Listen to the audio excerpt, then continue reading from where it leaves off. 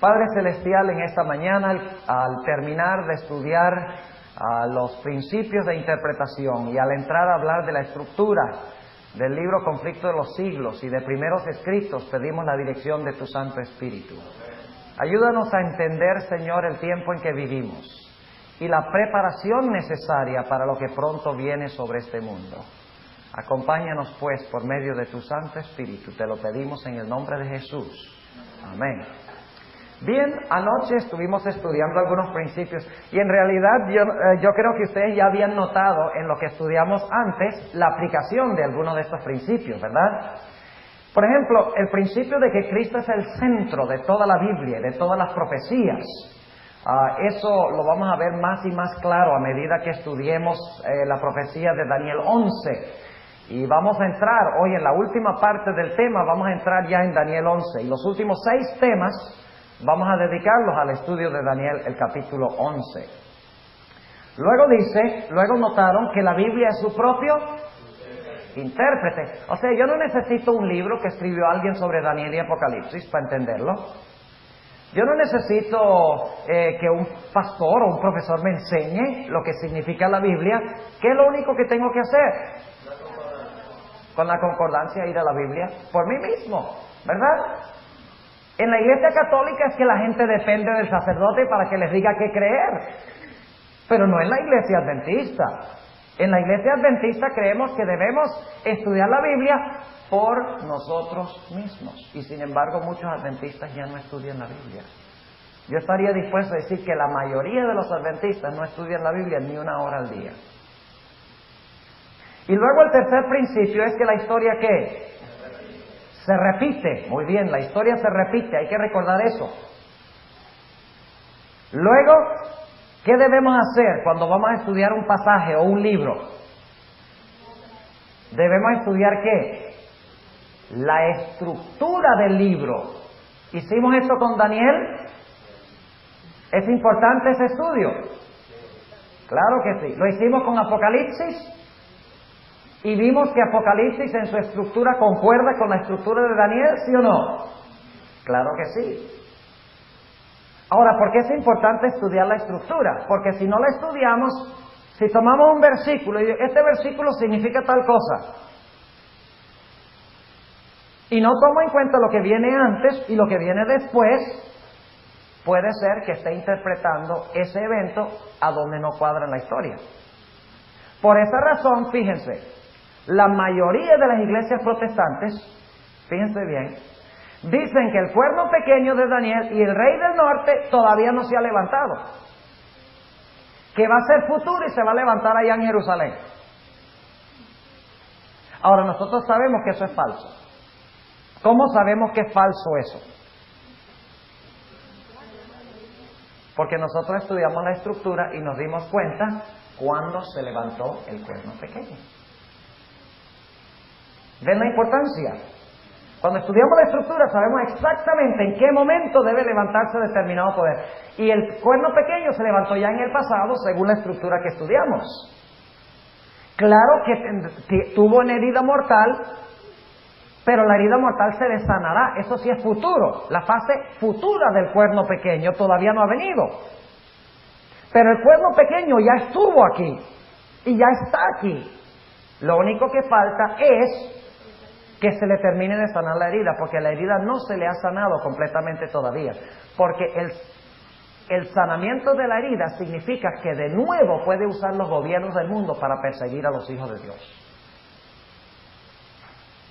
¿Por qué tenía poder el papado durante la Edad Media? ¿De dónde sacó su poder? Él podía usar los gobiernos para perseguir a los herejes. ¿Quién le quitó ese poder al papado? Francia, en la Revolución Francesa. ¿Ha recuperado el papado el poder de emplear libremente los gobiernos del mundo? No. Por lo tanto, su herida no se ha sanado, pero está ya casi sanada. Y cuando se una la Iglesia Católica con los poderes del mundo, cuando maneje los poderes políticos del mundo, la herida de su muerte habrá sido sanada. ¿Y quién va a ayudar al papado para recobrar su poder? Las naciones, y específicamente, ¿cuál nación empieza?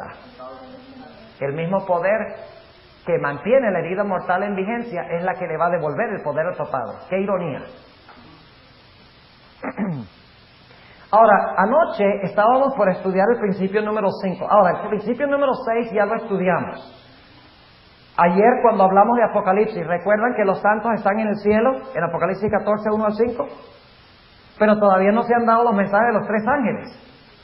Entonces, primero se presenta el clímax, están en el cielo, y luego entonces el autor vuelve y dice, ahora les voy a decir cómo llegaron allá.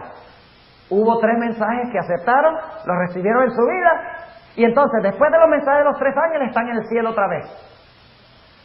Y luego dice, no, pero antes de que llegaran al cielo cayeron las plagas, y vuelve a hablar de las plagas. Ese es el principio clímax, anticlímax, clímax, anticlímax, y se realiza mucho en los escritos proféticos.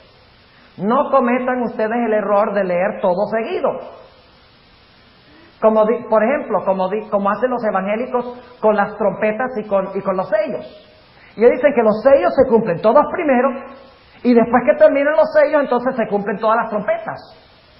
Eso es falso. Porque en realidad los sellos cubren el mismo periodo que las trompetas. Todos sabemos eso. O sea que los sellos van desde el comienzo de la era cristiana hasta la segunda venida de Jesús. Y luego entonces el autor dice, pero un momentico, tengo más que decirles. Y vuelve otra vez en las trompetas al comienzo y repite otra vez todo hasta llegar al final. Tenemos que entender ese principio en Apocalipsis, o si no, y también en Daniel y las otras profecías, o si no vamos a cometer el error de poner los eventos a donde no deben estar. ¿Está claro ese principio? Podríamos decir mucho más de eso, pero tal vez en el futuro, en algún seminario, podríamos darle un seminario sobre estos principios, pero ya bien dado, con toda la evidencia, porque estamos solamente mencionándolos aquí, porque sin esto no podemos entender Daniel 11, así que ya hemos cubierto este. Ahora, toda la Biblia se explica y se consuma en Apocalipsis. Ese principio queremos mencionar ahora, brevemente. ¿Sabían ustedes que en Apocalipsis hay más de 2000 referencias de otros libros de la Biblia? En 22 capítulos hay más de 2000 referencias a los otros 65 libros de las Sagradas Escrituras. Entonces yo les pregunto, ¿podemos nosotros entender Apocalipsis sin entender el resto de la Biblia? ¿Qué creen ustedes? No. ¿Puedo entender Apocalipsis solo? Suponiendo que tuviera solo el libro de Apocalipsis y no tuviera los otros 65 libros de la Biblia, ¿ustedes creen que yo podría interpretar correctamente Apocalipsis? Sería imposible. Porque todos los demás libros se juntan en Apocalipsis. Es como un rompecabezas. ¿Sabe lo que es un rompecabezas? Cada libro de la Biblia es como una pieza del rompecabezas. Y el libro de Apocalipsis pone todas las piezas juntas. ¿Qué pasa cuando falta una o dos piezas en un rompecabezas? Se daña, ¿verdad? Nadie pondría en la pared un rompecabezas de cuadro que le falten 2 piezas. Porque el cuadro está, ¿qué? Incompleto. Así que Apocalipsis es como una sinfonía. ¿Qué tiene una sinfonía? Muchas notas, ¿verdad? Las notas de Apocalipsis, de la sinfonía de Apocalipsis, vienen de todos los libros de la Biblia. Una nota aquí, una nota allá, otra nota allá, un bemol aquí, un B cuadro aquí, un sostenido aquí. Todas las partes musicales vienen en todas partes de la Biblia. Y entonces el libro de Apocalipsis junta todo en una hermosa sinfonía. Y ustedes no pueden entender el todo, al menos que entiendan qué cosa. Las partes. No pueden tener un todo sin las partes. Y tampoco de nada vale tener las partes sin un todo. Ese es el problema con las iglesias. Entienden un pedazo aquí, entienden un pedazo allá. Pero yo les pregunto, un rompecabezas de 1000 piezas, ¿de qué vale tener una sola pieza y ver una sola pieza? Ni saben qué tiene el rompecabezas. Tienen que tener todas las piezas juntas. Eso es lo que hace Apocalipsis. ¿Saben ustedes? Yo me puse a investigar un poquito el asunto de cómo los libros se reúnen todos en Apocalipsis. y conseguí 85 paralelos mayores, ya no de palabras, porque hay palabras, hay frases, hay oraciones, hay sentencias, hay expresiones que aparecen en Apocalipsis que vienen de otras partes de la Biblia. Pero también hay en el libro de Apocalipsis paralelos grandes en el sentido de que toda una estructura del Antiguo Testamento se cumple en Apocalipsis. Ahora, quiero darles tal vez unos 2 o 3 ejemplos para que podamos entender, y luego vamos a ir a nuestro último principio, que el Israel de hoy es la iglesia. Vamos a Apocalipsis 19 y el versículo 15, para ilustrarles lo que quiero decir. Y les voy a jugar un truquito aquí, así que prepárense, porque les voy a hacer una pregunta. Apocalipsis 19, y vamos a leer el versículo 15. Apocalipsis 19 y el versículo 15.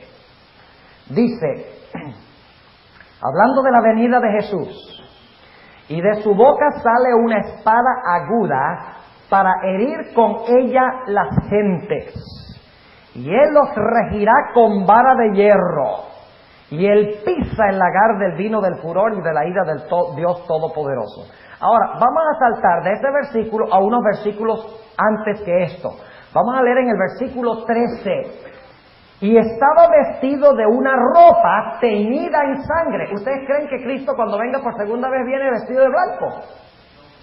No, viene vestido de rojo. ¿Por qué?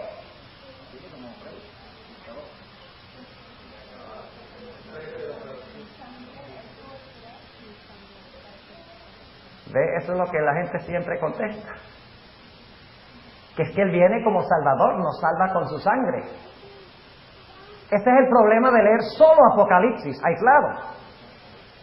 Ahora déjenme preguntarles, y puede ser que tenga esta aplicación secundaria. Yo les dije que les iba a jugar un truquito. ¿Cómo creen ustedes que podemos interpretar, cómo debemos nosotros interpretar ese hecho de que Él está vestido de sangre? ¿Qué palabras debemos buscar? Vestido y sangre. ¿Ok? Ahora vamos a buscar Isaías 63. Estamos usando otro principio ahora. No solamente que todos los libros se encuentran en Apocalipsis, sino que la Biblia, ¿qué? Se explica sola. Isaías 63 y el versículo 1 es el contexto de donde viene Apocalipsis 19. Versículo 1, el versículo 11 al 14. Dice en el capítulo 63, ¿quién es este que viene de Edom? ¿Sabe lo que significa la palabra Edom? Significa rojo. ¿Por qué es importante eso? ¿De quién eran descendientes los edomitas?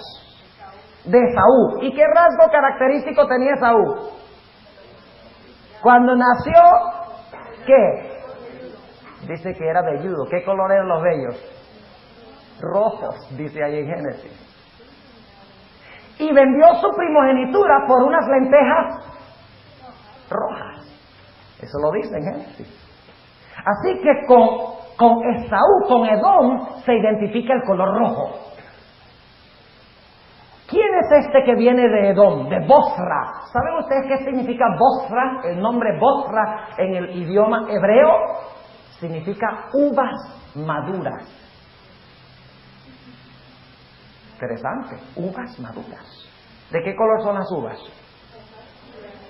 ¿Por qué usamos jugo de uva para el servicio de comunión? Porque tiene color ¿de qué? Color de sangre. Exactamente. Así que realmente dice, ¿quién es este que viene de rojo, de uvas maduras, con vestidos bermejos? ¿Ven el énfasis sobre rojo? Y luego dice, este hermoso en su vestido, o sea, cuando sale, es hermoso en su vestido, que marcha en la grandeza de su poder. Yo, el que hablo en justicia, grande para salvar. Y ahora noten la pregunta del versículo 2. ¿Por qué es que bermejo tu vestido y tus ropas como del que ha pisado el lagar? ¿Por qué están rojos sus vestidos? Porque pisó el lagar. ¿Y qué es el lagar? ¿Saben lo que es el lagar? En Italia todavía echan las uvas, según dice el doctor Bacchiocchi. Yo no he estado, pero el doctor Bacchiocchi dice que echan las uvas en los lagares y entonces los pisan. Y ese es el vino que se toma la gente. Los pisan para sacarles el jugo. Y mientras están pisando las uvas, cantan canciones. De ahí viene la expresión de Jeremías 25, donde habla de canción de lagareros. Interesante. ¿Y qué pasa cuando los lagareros están pisando las uvas? ¿Qué pasa con su ropa? Su ropa se salpica ¿de qué? De sangre y se pone roja. Así que dice aquí, ¿por qué es bermejo tu vestido y tus ropas como el que ha pisado el lagar? Luego dice en el versículo 3, pisado he yo solo el lagar, y de los pueblos nadie fue conmigo. Pisélos con mi ¿qué? Con mi ira. Entonces la sangre es la sangre ¿de quiénes? ¿Qué viene Jesús a hacer en su segunda venida? A pisotear a los impíos. Y por eso en Apocalipsis 14, ven la importancia del principio sola escritura, de que la Biblia se explica sola. Apocalipsis el capítulo 14, ahora podemos entender un poquito mejor este versículo. El último versículo del capítulo 14 dice, en el versículo 19, para el contexto, y el ángel echó la hoz aguda en la tierra y vendimió la viña de la tierra. ¿Qué representa la viña de la tierra? Los malos, como dijimos ayer, y echó la uva en el grande lagar de la ira de Dios. Y el lagar fue hollado fuera de la ciudad, y del lagar salió ¿qué? Ya no sale del lagar jugo de uva, sino del lagar sale sangre. Porque las uvas representan ¿qué? Sangre. Salió sangre hasta los frenos de los caballos por 1,600 estadios. O sea que los caballos se manchan y los que van montados sobre los caballos se manchan. ¿Quiénes son los que van montados sobre los caballos? Apliquemos el principio. ¿Dónde creen ustedes que sería bueno? ¿Qué palabra sería bueno buscar para saber quiénes están en esos caballos? ¿Cómo podríamos saber quiénes están en esos caballos? ¿Cómo podemos descubrir quiénes están en los caballos? En la concordancia, ¿qué palabra buscamos? Caballos. Y buscamos lagar también, ¿verdad? Lagar, caballos, uvas, salpicar, todas esas palabras. Y vamos a Apocalipsis 19. Y ahí está el cumplimiento. Esto demuestra que Apocalipsis 14:20 es el clímax que se alcanza de nuevo en Apocalipsis 19. Dice en Apocalipsis 19, y empezando en el versículo 11, vi el cielo abierto y he aquí un caballo blanco. Y el que estaba sentado sobre él era llamado fiel y verdadero, el cual con justicia juzga y pelea. Versículo 13, y estaba vestido de una ropa teñida ¿en qué? En sangre. ¿Él es el único que tiene ropa teñida en sangre? Noten el versículo 14. Y los ejércitos que están en el cielo les seguían en caballos blancos. Cuando salen del cielo, ¿de qué color son sus vestimentas? Blancas. Pero cuando llegan a la tierra, ¿qué hacen? Pisotean a los impíos. Y está hablando en lenguaje simbólico, obviamente, ¿verdad? Pero pisotean a los impíos. Y como resultado el ropaje de Jesús, simbólicamente, y el ropaje de los ángeles queda salpicado ¿de qué? De sangre. ¿Ven la importancia de ver la relación de los demás libros con Apocalipsis? Es una imagen vívida que no podemos entender al menos que comparemos otros pasajes. Ahora vamos a otro versículo. Yo no sé cuántos debemos tomar en esta mañana. Pues son muchos. Y cada vez nos tomó como 10 minutos nada más para hablar del lagar. Pero vamos a tomar uno más. Apocalipsis 6:17. Apocalipsis 6:17. Y vamos a leer el versículo 12 para captar el contexto. Vamos a leer el versículo 12. Y miré, cuando él abrió el sexto sello, y he aquí fue hecho un gran terremoto, y el sol se puso negro como un saco de cilicio, y la luna se puso toda como sangre, y las estrellas del cielo cayeron sobre la tierra como la higuera echa sus higos cuando es movida de gran viento. Y el cielo se apartó como un libro que es envuelto, y todo monte y las islas fueron movidas de sus lugares.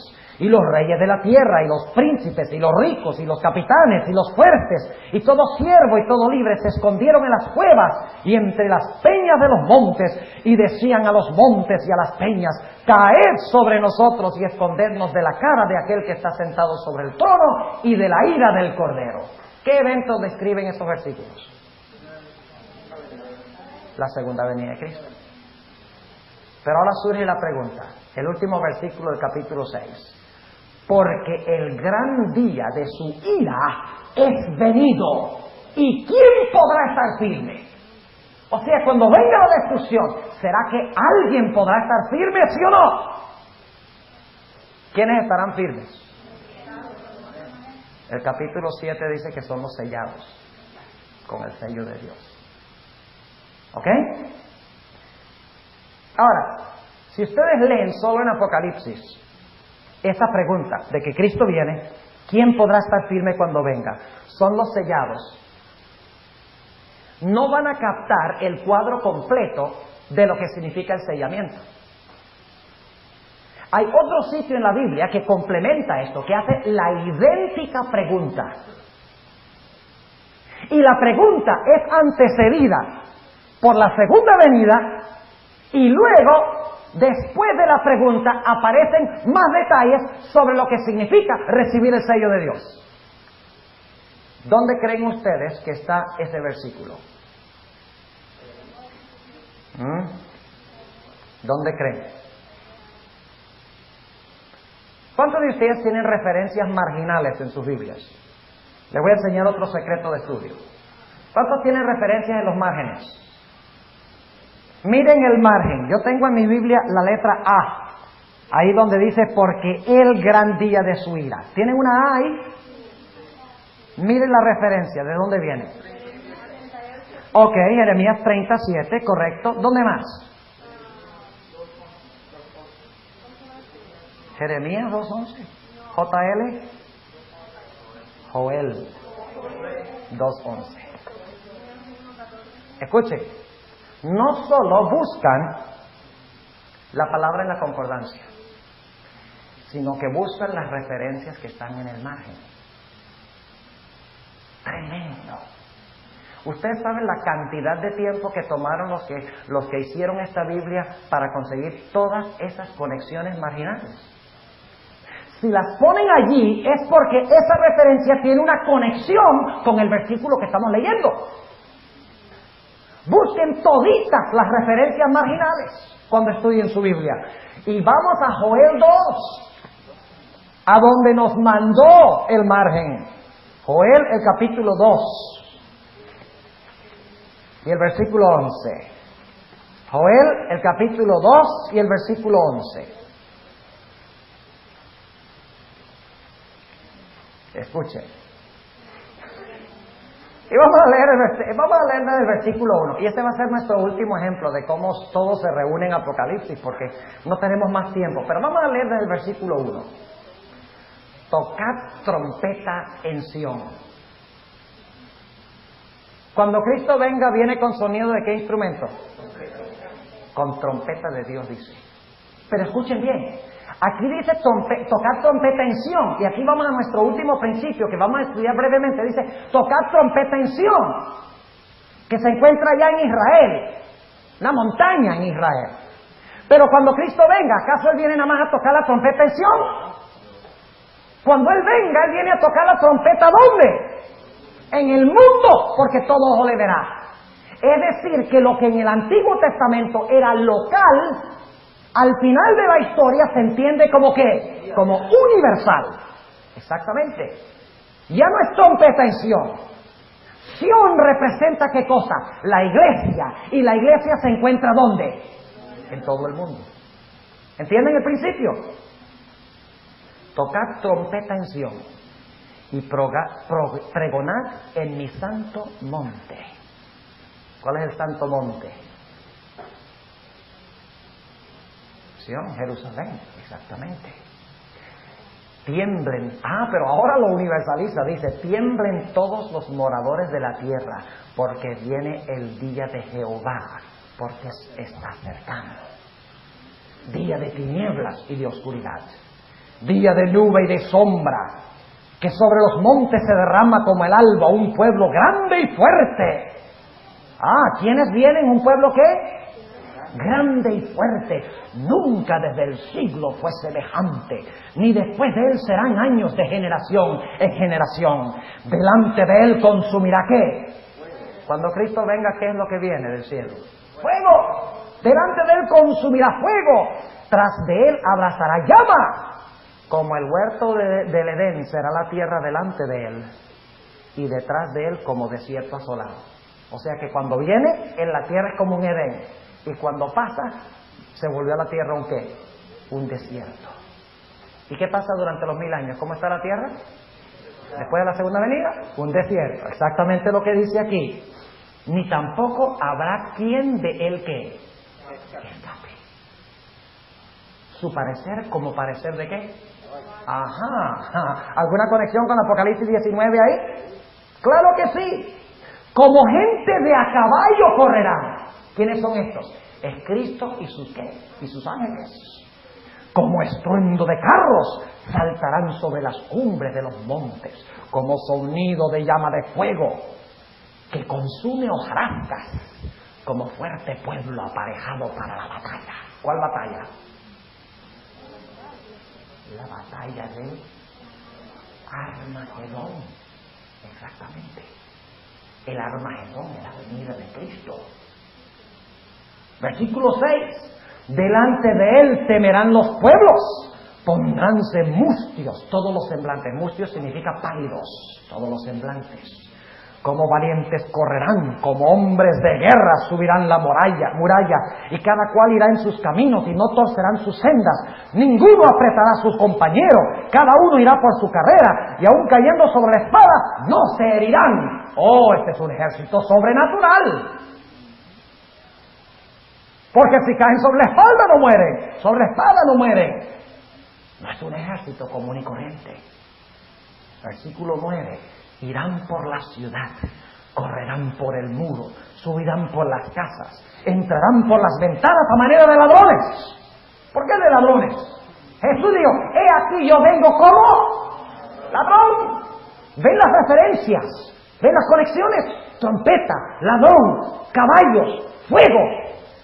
Cuando buscamos las palabras y las conectamos con Apocalipsis, sabemos que hay una relación, pero sigamos. Versículo 10, delante de él temblará la tierra, se estremecerán los cielos, el sol, la luna se oscurecerán, las estrellas retraerán su resplandor. Es lo mismo que vimos en Apocalipsis 6. ¿Sí o no? Claro que sí. Y Jehová dará su voz delante de su ejército. ¿Qué va a hacer Jesús? ¿Qué va a hacer Jehová? ¿Va a mandar a quién? A su ejército, dará su voz delante de su ejército, porque muchos son sus reales y fuertes que ponen en efecto su palabra, porque grande es el día de Jehová y muy terrible, ¿y quién lo podrá sufrir? ¿Es la misma pregunta, sí o no? A ver, ¿qué pasa? ¿Están durmiendo? ¿Es la misma pregunta, sí o no? ¿Viene lo mismo antes, sí o no? Ahora, ¿qué es lo que venía después en Apocalipsis 7? ¿Quiénes estarán firmes? ¿Quieren ustedes saber lo que significa ser sellado? Lean los versículos subsiguientes. ¿Están viendo el principio?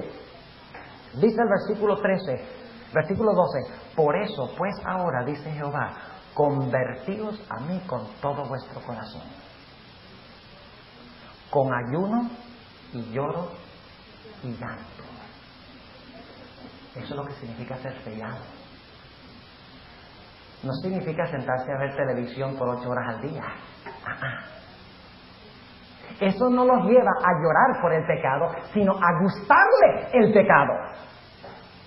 Por eso les digo, jóvenes, las prácticas, y escuchen bien, las prácticas que ustedes están siguiendo hoy determinarán si son sellados o no.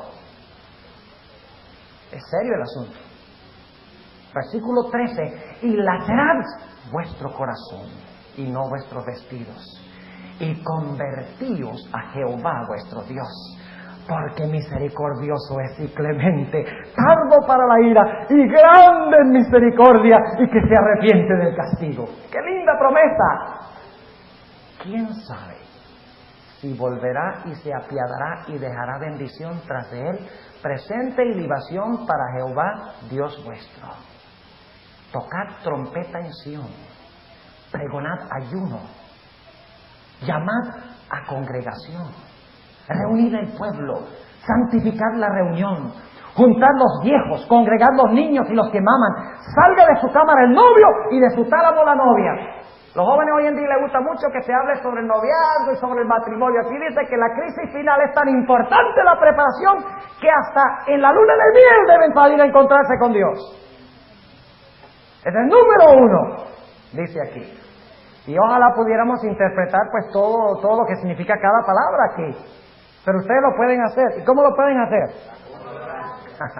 Muy bien, con la concordancia. Ahora, ¿ven la importancia de estudiar el libro de Apocalipsis a la luz de toda la Biblia? Déjenme mencionarles nada más algunos de los ejemplos que tengo.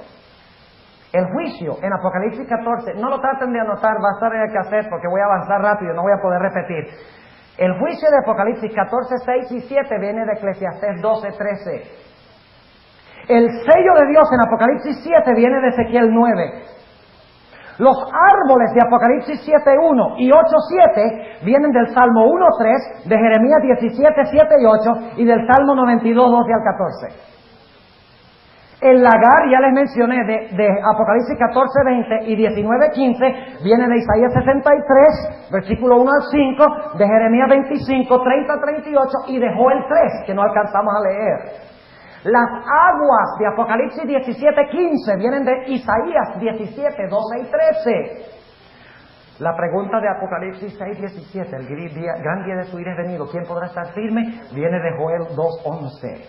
El silencio, la media hora de silencio de Apocalipsis 8:1 viene de Zacarías 2:13, Habacuc 2:20, Sofonías 1:7 y Levítico 16.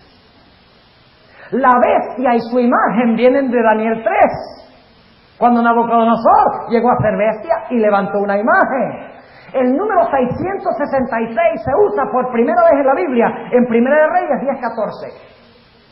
Busquen a ver qué significa en el contexto. Muy interesante. Las 3 partes de Babilonia se mencionaron primero como las 3 partes y lucharon contra quién, según vimos anoche. Contra Elías. La bestia de Apocalipsis 13, 1 al 10 viene de Daniel 7, como ya estudiamos. El árbol de vida en Apocalipsis 22, 14 viene de Génesis 2, 24. El nombre nuevo de Apocalipsis 2, 7 viene de Jeremías 37, cuando a Jacob se le cambió el nombre. Tienen que entender todo el contexto de cuando a Jacob se le cambió el nombre para saber qué significa Génesis 2, 7 cuando dice que los redimidos recibirán un nombre nuevo. No es en Apocalipsis no se da toda la descripción. Una de las cosas que hace Apocalipsis es nada más mencionar, por ejemplo, una palabra o una frase. Y lo que Apocalipsis está diciendo, estudia esa frase allá donde está todo el contexto completo, donde está toda la historia completa. ¿Ven? O sea que Apocalipsis nada más da indicadores, referencias que nos mandan ¿a dónde? A la fuente original. Y toda la historia, cuando miramos ese símbolo en su contexto original, nos encontramos que todo lo que viene antes y todo lo que viene después se cumple nuevamente otra vez. Un ejemplo, el cántico de Moisés y del Cordero. ¿Saben? Por mucho tiempo yo me he preguntado, bueno, ¿qué tiene que ver con Moisés con la liberación final y con las plagas? Cántico de Moisés.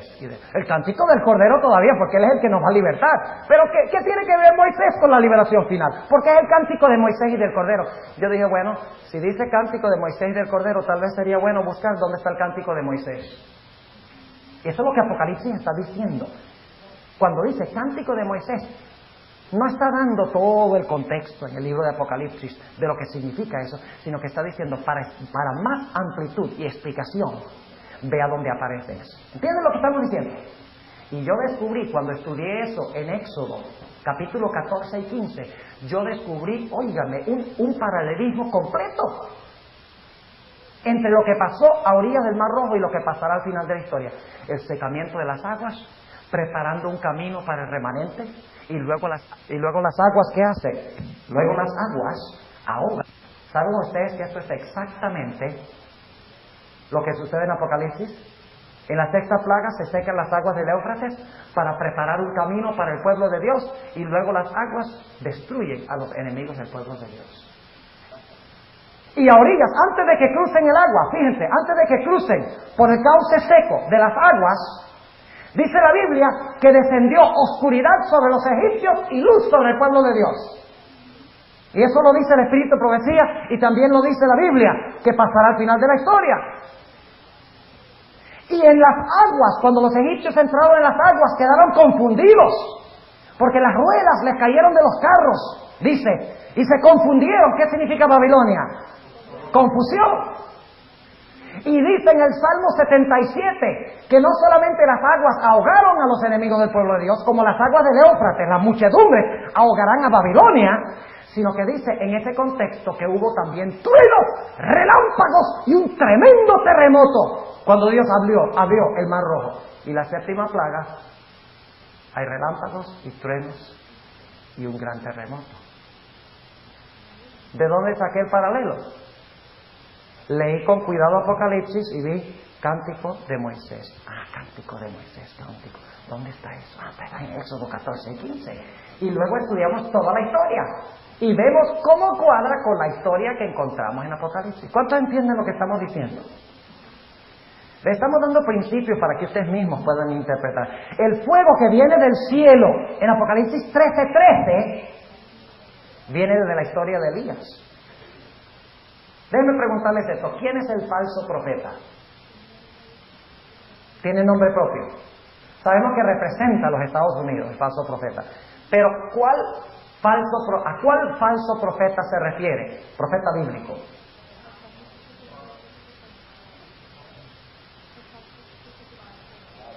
¿Quién hizo descender fuego del cielo en el Antiguo Testamento? Elías. En otras palabras, en Apocalipsis 13 tenemos el falso profeta ¿qué? Fíjense. En el Antiguo Testamento Elías hizo descender fuego del cielo, ¿correcto? Y todos aceptaron que como resultado de eso él era un mensajero de quién. Al final de la historia el falso profeta hará descender fuego del cielo, lo cual significa que es el falso profeta Elías. Ahora vamos un paso más allá. ¿Usted cree que este movimiento celebración dentro de la iglesia adventista y este movimiento neopentecostal fuera de la iglesia adventista, ¿ustedes creen que eso es coincidencia? Ni se lo crean. ¿En qué otra ocasión descendió fuego del cielo? En el día del Pentecostés. Cuando descendió fuego del cielo en los días de Elías, la gente quedó convencida de que era el poder de ¿quién? De Dios. Ese fuego representa el Espíritu Santo, porque iba vinculado con el mensaje de Elías: arrepiéntanse, guarden los mandamientos de Dios, no adoren al falso Dios Baal. Ahora, ¿qué va a decir el falso Elías? Bueno, si es falso va a decir no guarden los mandamientos de Dios y adoren, ¿qué era Baal? El Dios Sol. Adoren en el día del sol. Pero fíjense lo interesante: en el día del Pentecostés descendió fuego del cielo, ¿verdad? Y era señal de que había descendido ¿qué cosa? El Espíritu Santo. Y hubo un gran reavivamiento en la iglesia como resultado. Se convirtieron miles, disfrutaban los servicios de adoración, ¿sí o no? Testificaban con poder, claro que sí. Ahora, en Apocalipsis dice que el falso profeta Elías va aparentemente a traer el Espíritu Santo del cielo y va a tener prosperidad. Los servicios de adoración van a ser emocionantes. Miles de personas van a entrar a la iglesia, pero es la obra de un falso espíritu. ¿Por qué? No debemos fijarnos en lo sensacional, sino en el mensaje que proclama Elías. Elías dijo, guarda los mandamientos, y eso está en 1 Reyes 17 y 18, guarda los mandamientos y adora solo a Dios, no adores al Dios Sol. El falso Elías dirá, no es tan importante guardar los mandamientos, nadie los puede guardar hasta que Cristo venga. Y va a decir, adora en el día del sol. ¿Ustedes quieren saber cuál es el grupo de Dios en los últimos días? Es facilito. Elías fue perseguido, ¿sí o no? Entonces, si ustedes están en el grupo perseguido, ustedes son de Dios. Facilito, ¿eh? Si están entre los perseguidores, son de Satanás. Ustedes son Elías si son perseguidos. Son el falso Elías si persiguen, si se unen a los perseguidores. Facilito. Pero además de eso hay que tomar en cuenta el mensaje. El problema con muchas de estas iglesias de celebración es que no denuncian el pecado. Y el pecado es transgresión de la ley. Si no denuncian el pecado, no están predicando ¿qué? La ley. Porque la ley es la que desenmascara ¿qué? El pecado. No hacen sino predicar gracia, Cristo te perdona, peca todo lo que quieres, que Cristo te perdona. Yo creo que Cristo perdona, pero no perdona a la gente que intencionalmente, aprovechándose de la misericordia de Dios, insisten en seguir pecando. Ese es el mensaje bíblico. Ahora nos detuvimos demasiado tiempo ahí, pero ven cómo tenemos que volver al Antiguo Testamento. Y tenemos que ir a Hechos de los Apóstoles. Tenemos que ir a varias partes de la Biblia. La doctrina de Balaam, de Apocalipsis 2:14, tiene que ir a Números 22 al 24. Gog y Magog, de Apocalipsis 28 y 9, hay que regresar a Ezequiel 38 y 39. La mayor parte de Apocalipsis capítulo 18 viene de Ezequiel 26 al 28. Tiene que estudiar esos 3 capítulos. La escena del juicio de Apocalipsis 14 al 20 viene de Joel 2 y 3. Las alas de águila que se le dieron a la mujer en Apocalipsis 12:14 vienen del Salmo 91:4, de Éxodo 19:4, de Malaquías 4:1 y 2 y de Deuteronomio 32:11. ¿De dónde conseguí yo todos esos versículos? Ahora saben el secreto. Ya no hay excusa. Ya no no, el pastor Bob tiene conocimiento especial, sobrenatural. Boris Gambetta, óigame, que eso que tiene un don especial que yo no tengo. No se coman ese cuento. Cada uno aquí puede ser más que un Gambetta o más que un Bob, si estudian su Biblia. Pero el propósito no es la exaltación propia, sino el propósito es presentar la verdad de Dios para preparar a un pueblo para la venida de Jesús. Pero mi punto es, no dependan de los grandes tales llamados grandes hombres, porque todos tenemos debilidades. Los 2 olivos de Apocalipsis 11:4 vienen de Zacarías 4. La estrella caída que se llama Ajenjo de Apocalipsis 8:11 viene de Isaías 14:12 al 15. El monte encendido de Apocalipsis 8:8 viene de Jeremías 51:25. Los reyes del oriente de Apocalipsis 16:12 vienen de Isaías 41:25, Jeremías 53 y Daniel 5. Sodoma de Apocalipsis 11:8 viene de Génesis 13 y 19. Egipto en Apocalipsis 11:8 viene de Éxodo 5:2. La estrella de la mañana de Apocalipsis 22:16 viene de Números 24:17. El Hijo del Hombre de Apocalipsis 14:14 viene de Daniel 7:13 y 14. ¿Quieren que siga la lista? Tal vez no es necesario. Yo creo que ya captaron el principio de que para entender el libro de Apocalipsis hay que ir a toda la Biblia, porque toda la Biblia se consuma y se explica en Apocalipsis. Por eso la hermana White dijo en Hechos de los Apóstoles 4:67, dice, en el Apocalipsis todos los libros de la Biblia se encuentran y terminan. Para cada principio yo tengo una cita de la hermana White. Pero no necesitamos depender de la hermana White, porque lo que ella dice lo saca ¿de dónde? De la Biblia, exactamente. Ahora, vamos a nuestro último principio, y aquí vamos a avanzar. ¿Qué horas tenemos? Ya es hora de terminar, ¿no? 10:30 casi. ¿Me dan 10 minutos? Me dan una hora. Oye, son muy, gracias hermano, muy generosos. Pero vamos a ir nada más unos minuticos más. Porque quiero terminar los principios, no quiero volver a eso esta noche. Porque esta noche no pierdan la reunión, porque les voy a hablar de la estructura de primeros escritos y del conflicto de los siglos. Y les voy a mostrar que la estructura del conflicto de los siglos y primeros escritos es la misma estructura de Daniel y Apocalipsis. Y cuando salgan esta noche, ustedes van a decir, bárbaro, la hermana White tenía que haber sido inspirada.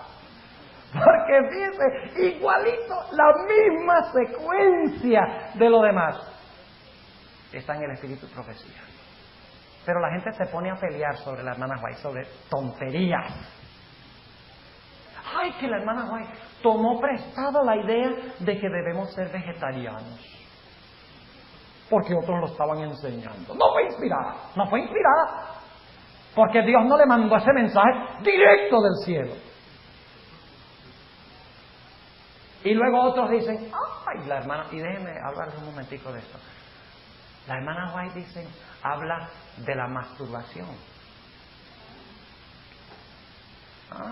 Déjenme mencionar eso, un problema de los jóvenes hoy en día. Está poniendo solemne la cosa aquí ahora. Estamos sudando. Dicen, la hermana White dice que la masturbación puede causar demencia y causa terribles trastornos fisiológicos. Pero en Loma Linda se ha estudiado la masturbación y se ha descubierto que no causa nada, al menos que usted se sienta culpable cuando lo haga. Eso es lo que están diciendo algunos de nuestros médicos adventistas en la Universidad de Loma Linda. Entonces ponen en tela de juicio los escritos del Espíritu Profecía. Pero yo les apuesto que algún día, como todo lo demás que ha dicho la hermana White, sí, nosotros los adventistas somos medio tontos, ¿sabes? Perdonen la expresión. Empezamos leyendo el Espíritu Profecía, decimos, quién sabe si eso es científico. Mejor no nos lanzamos con eso. Y luego la ciencia viene y lo investiga y lo comprueba y decimos, eso es lo que siempre creímos. ¿Sí o no? Esperamos que la ciencia, sí, hay que esperar que la ciencia lo confirme, porque quién sabe si la viejita tenía razón o no. Jóvenes, podemos con lo que dice la hermana hoy, podemos lanzarnos sin temor alguno. Y algún día, si el Señor no viene antes, se va a comprobar que la masturbación sí causa lo que dice la hermana hoy, que causa cáncer. ¿Por qué creen ustedes que hay un tremendo aumento de cáncer de la próstata, por ejemplo? En la iglesia adventista. ¿Tendrá alguna relación? Yo creo que sí. Lo que pasa es que, ¿cómo se hace un estudio sobre la masturbación? ¿Quiénes se van a prestar como sujetos? No se ha podido hacer ningún estudio serio. Pero si se hiciera, se comprobaría que lo que dice la hermana White es correcto. Así que si alguno de ustedes tiene ese problema, pídele a Dios gracia para vencerlo. Para eso Dios estableció el matrimonio. Y la Biblia habla de la masturbación. Dice que el semen del hombre no debe caer en tierra. Y está hablando de la masturbación y también de ciertas prácticas dentro del matrimonio. ¿Cómo nos pusimos a hablar de esto si estamos hablando de Apocalipsis? Estábamos hablando del espíritu de profecía, ¿no? Y cómo vamos a ver la secuencia y cómo ella es inspirada por Dios. Muy bien. Ahora, vamos rápidamente a hablar del último principio y lo vamos a hacer leyendo nada más 2 o 3 versículos bíblicos. Como les digo, este es un principio que me toma 5 horas en el seminario trazarlo bien. Pero ahora en 5 minutos lo vamos a trazar suficientemente bien como para que cuando estudiemos Daniel 11 puedan entender lo que está sucediendo. ¿Ok? Vamos a Gálatas, el capítulo 3. Gálatas, el capítulo 3. Gálatas, el capítulo 3. y vamos a leer el versículo 16. Gálatas 3 y el versículo 16. Dice: a Abraham fueron hechas las promesas y a su simiente. ¿A quién fueron hechas las promesas? ¿Qué promesas se le hicieron a Abraham? Se le prometió que sería el padre de una gran muchedumbre. Ok, esa es una primera promesa. ¿Cuál es la segunda promesa que se le hizo a Abraham? Que en su simiente serían benditas todas las naciones. Traería bendición a todas. ¿Solo a Israel? A todas las naciones. Génesis 22, 18, que es ese versículo.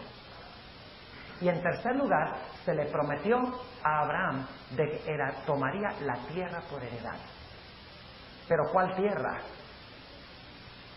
Antes de leer Gálatas 3, vamos a leer Romanos 4. Los evangélicos dicen que se le prometió a Abraham la tierra de Israel. Pero se le prometió más.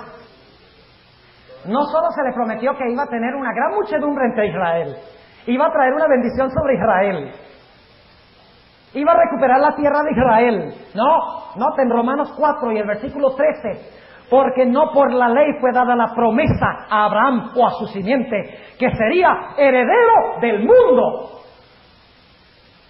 ¿Cuál era la tierra que se le prometió a Abraham? El mundo. Y se le prometió que bendeciría ¿qué? A todas las naciones. Traía bendición a todas las naciones. Ahora, con eso en mente, volvamos a Gálatas 3. A Abraham fueron hechas las promesas y a su simiente. ¿Quién es la simiente de Abraham? Yitzhak Shamir.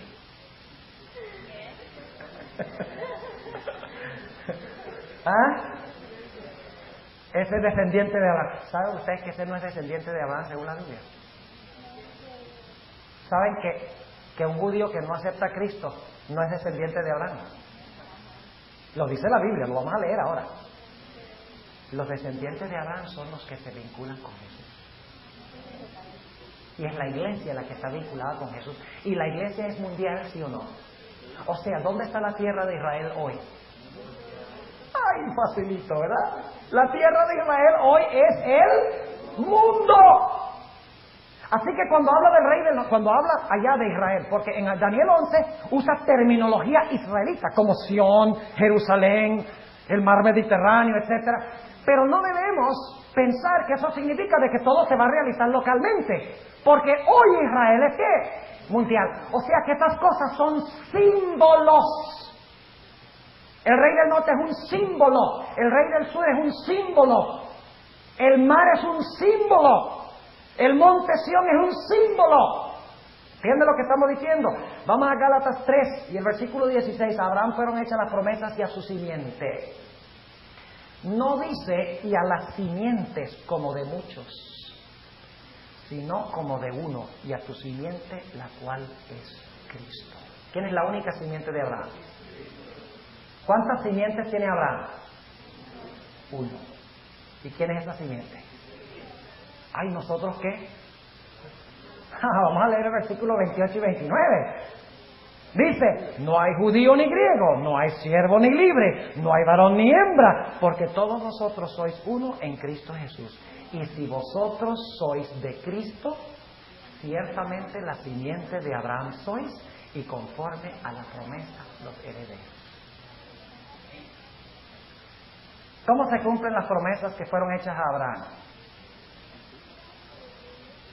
¿A través de quién? Pero los judíos, Dios los puso otra vez en su tierra en 1948, aunque no creían en Cristo. ¿Qué creen? ¿En quién se cumplen las promesas? En Cristo. Pero si los judíos no creen en Cristo, ¿cómo puede ser eso que sucedió en 1948? Cumpliendo la promesa de que Dios le iba a dar la tierra a Israel. ¿Entienden lo que estoy diciendo? El establecimiento de la nación de Israel, del Estado de Israel, no es el cumplimiento de ninguna profecía. Porque para que Dios le devuelva su tierra, para que cumpla esas promesas, ellos tienen que creer ¿en quién? En Cristo, aquí lo dice.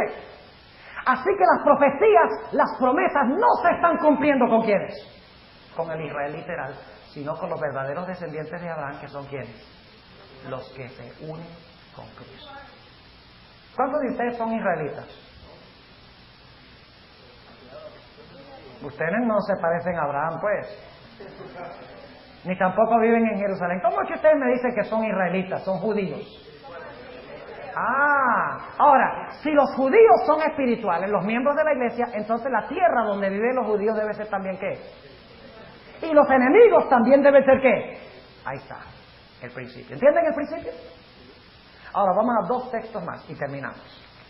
Romanos, el capítulo 2 y el versículo 28 y 29. Romanos 2, 28 y 29. Aquí se van a dar cuenta que Yitzhak Shamir no es judío, como les dije. Y que nosotros, que no tenemos ni una gotica de la sangre de Abraham en las venas, somos tremendo. Pero tenemos que ir a decirle a Yitzhak, mira, tienes que volverte judío de verdad. Esa es nuestra tarea, invitar a la gente a llegar a ser ¿qué? Judíos, israelitas espirituales. Noten, Romanos 2:28 dice, porque no es judío el que lo es en manifiesto, ni la circuncisión es la que es en manifiesto en la carne. O sea, no es judío el que aparentemente es. ¿Qué es lo que distingue a un judío? La circuncisión, según dice aquí. Versículo 29. Mas es judío el que lo es en lo interior.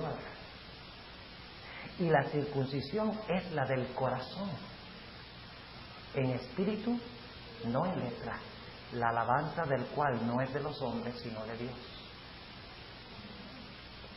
Ser judío significa que nuestro corazón ha sido ¿qué? Circuncidado, que significa convertido. ¿Convertido a quién? ¿Pueden ustedes convertirse sin convertirse, sin creer en Cristo? ¿Pueden estar convertidos sin conocer a Jesús? No. El que no naciere del agua y el Espíritu. ¿Y qué es el Espíritu? ¿El representante de quién? De Cristo. No puede ver el reino de Dios. Un último texto, Romanos 9, y el versículo 6 al 8. Romanos 9 y el versículo 6 al 8. Y aquí aparece también de que los que pretenden ser judíos, en realidad no son judíos. Y los que no pretenden ser judíos son judíos. Y las promesas y las profecías se van a cumplir con ellos. Pero como ellos están en todo el mundo, las profecías se cumplen mundialmente. ¿Cuántos entienden lo que estamos diciendo? ¿Tiene sentido? Ok. Noten lo que dice Romanos 9:6. No empero que la palabra de Dios haya faltado, porque no todos los que son de Israel son israelitas. ¿Oyeron eso? No todos los que son ¿qué? De Israel son ¿qué? Israelitas. Oh. Y sigue diciendo, ni por ser simiente de Abraham son todos hijos. Óigame, se puso pesado esto aquí. Para esos judíos allá que creen que son hijos de Abraham, son simiente de Abraham. Dice aquí, ni por ser simiente de Abraham son todos hijos, mas en Isaac te será llamada simiente. ¿Qué pasó con Isaac? ¿Recuerden que fue sacrificado por su padre? ¿O casi sacrificado? No, pero no crean. En Hebreos 11 dice que Abraham lo recibió como resucitado de entre los muertos. Así que para Abraham estaba muertico, aunque era en figura. Claro. ¿Ustedes creen que Abraham vio el día de Cristo? Jesús dijo, Abraham vio mi día y se gozó. Pero los judíos hoy en día que pretenden ser hijos de Abraham todavía crucifican a Cristo. Entonces, los que crucifican a Cristo son lo mismo que su padre Abraham. ¿Son descendientes de Abraham? ¿Son la simiente de Abraham? No, porque la simiente de Abraham debe comportarse como su padre. Y su padre vio el día de Cristo y se gozó. Y los judíos de hoy en día ven el día de Cristo y lo odian. Así que no son hijos de Abraham, porque no han aceptado ¿a quién? ¿Entiende lo que estamos diciendo? Y luego dice, en Isaac te será llamada simiente. ¿Y quién descendió de Isaac? Cristo Jesús. Y el sacrificio de Isaac simboliza el sacrificio de quién. Oh, y esa historia es fantástica. ¿Puedo mencionar un par de cosas en cuanto a esa historia? Generalmente nada más nosotros hacemos el paralelo, ¿ves? Y veo que el pastor Dionisio se me está acercando aquí. Yo me asusto cuando lo veo acercándose. Pero está muy feo el día para ir a bañarse, no hay sol. Está frío, ¿verdad? Además, irse a ese lago allá, en medio de esas algas que se le enredan a uno las piernas. Mejor nos quedamos aquí. Y las culebras también hay, claro que sí. Ustedes no saben, hay sanguijuelas también. Óigame. Yo no sé si deben tener ese lago abierto. Ahora, ¿dónde estábamos? En Isaac, ok, en Isaac. Noten los siguientes paralelos. Isaac fue sacrificado cuando era un bebé o cuando llegó a ser un joven. ¿Por qué? Porque su sacrificio debía ser voluntario. ¿Por qué Jesús no fue sacrificado cuando era un bebé? Porque él tenía que entregarse en manos de su Padre voluntariamente. Ahora, ¿Jesús sucedió lo mismo con Abraham y con Jesús? ¿Fueron sacrificados en la flor de la juventud? Claro que sí. ¿Se entregaron ambos sumisamente en manos de sus padres? Sí. Abraham representa a Dios el Padre en esa historia. Ahora, ¿quién llevaba el instrumento de castigo? El Padre. Pero ¿quién llevaba en la espalda la leña? ¿Quién castigó a Jesús? Cuidado, ¿quién fue el que afligió a Jesús?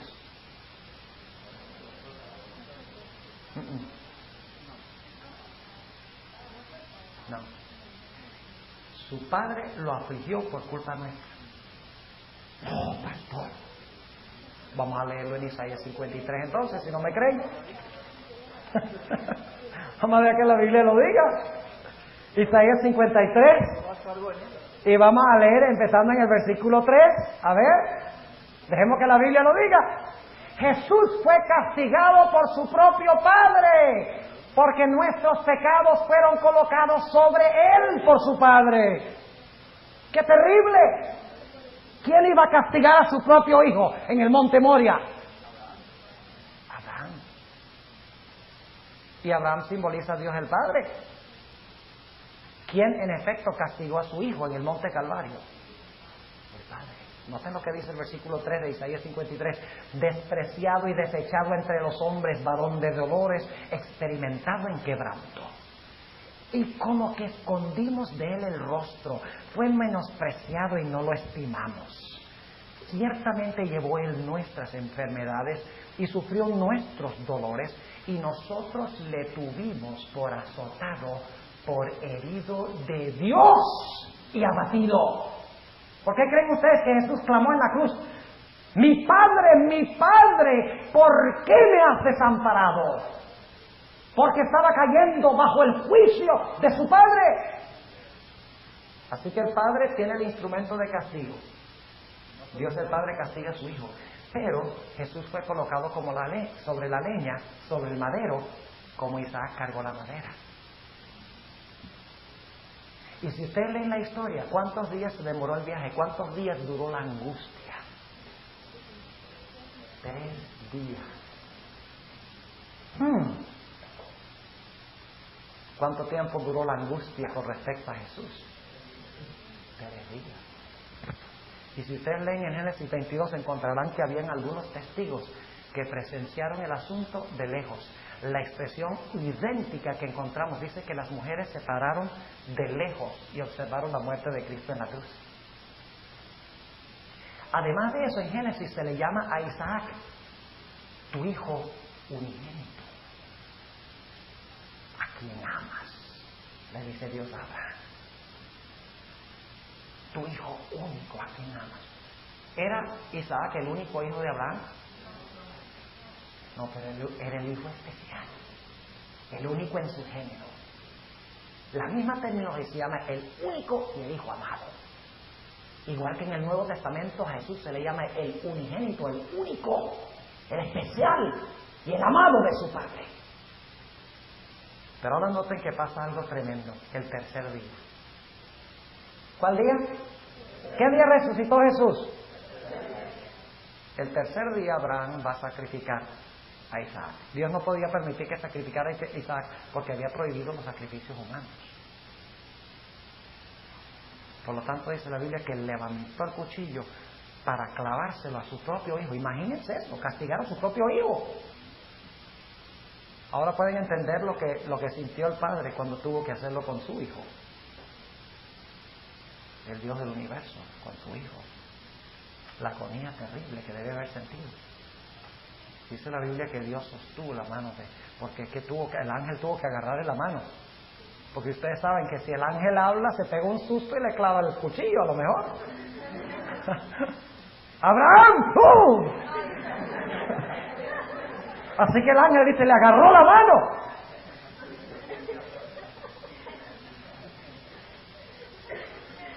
¿Y luego qué sucede?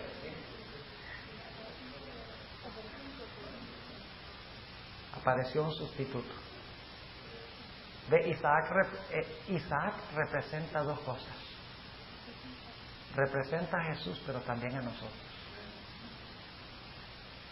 Lo que pasa es que como no se pudo matar a Isaac, se necesitaron de dos símbolos. ¿Ves?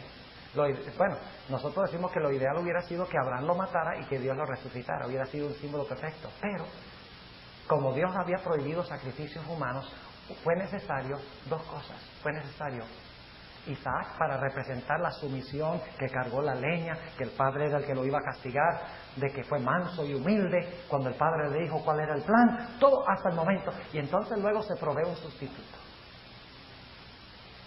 Al igual que nosotros debemos morir, pero en vez de morir nosotros se provee un ¿qué? Un sustituto. Y dice la Biblia que Abraham recibió a su hijo en resurrección el tercer día. Lo dice en Hebreos 11. Y el versículo 17, léelo. Ahí dice, lo recibió por figura en resurrección, el tercer día. Entonces, es fascinante esta historia. Es fascinante esta historia. Y es tipológica, es simbólica. ¿Y saben ustedes algo? Fue sacrificado Isaac en el monte Moria, en el idéntico lugar donde más adelante fue edificado el templo de Salomón, donde se ofrecían los sacrificios que representaban la sangre derramada de Cristo. Tremendo. Bueno, no vamos a decir más de este principio. Ya estamos en el punto donde vamos a empezar esta noche con la estructura del conflicto de los siglos, de primeros escritos, y luego Daniel 11. Yo creo que esta misma noche vamos a entrar en la última mitad en Daniel 11 y vamos a dedicar a las próximas sesiones. Hoy es miércoles, ¿no? Uy, ya es miércoles, qué bárbaro. Jueves, viernes, 5 sesiones más. No, al menos que quieran tener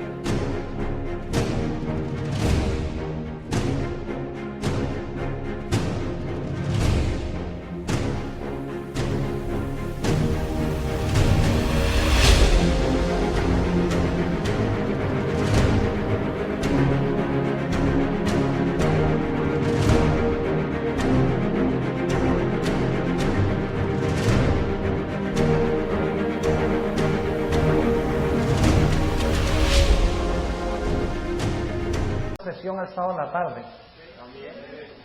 ¿Quieren tener una sesión el sábado en la tarde si no logramos terminar? Ok, tenemos una sesión Dios mediante. Yo tengo que hablar con los jefes primero, porque yo no sé qué tienen planeado, pero si cuadra con el programa lo vamos a tener Dios mediante. Si no cuadra, lo ajustamos para que cuadre. Ok, amén.